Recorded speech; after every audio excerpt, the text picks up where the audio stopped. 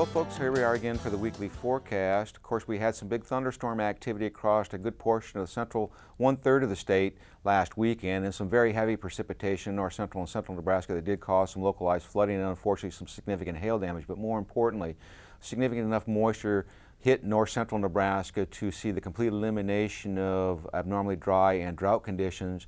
We did introduce some abnormally dry conditions across portions of the Panhandle, particularly from the Chadron area southward toward Sidney.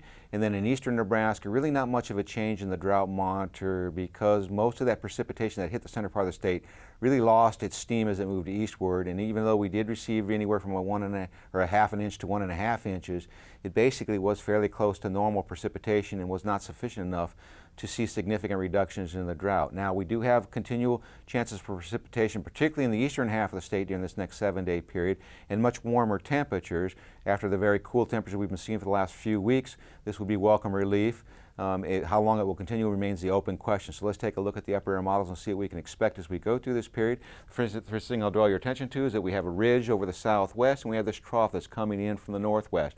So as this trough tries to push this ridge southward, we'll see the moisture train coming across the Dakotas and often through eastern Nebraska. So for this afternoon, we would expect thunderstorms to develop in northern Nebraska and possibly slide toward the east-southeast, impacting eastern Nebraska.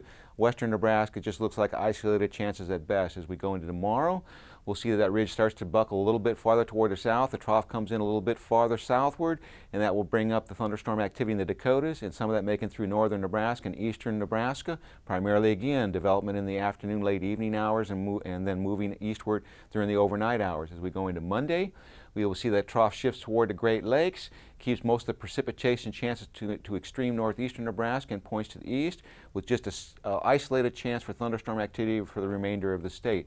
On Tuesday, that system starts to clear the Great Lakes. We start to see the ridge building back in, so we'll start to see warmer conditions building back into western Nebraska, close to normal across eastern Nebraska, and thunderstorm activity riding down the periphery of this ridge would bring the chance for scattered thunderstorm activity to the eastern one-third of the state. Now on Wednesday, we see another trough starting to build in, so we're starting to develop a confluence zone between these two areas, and there's a possibility of isolated thunderstorms statewide on Wednesday. Not a widespread event, but there is that opportunity for precipitation.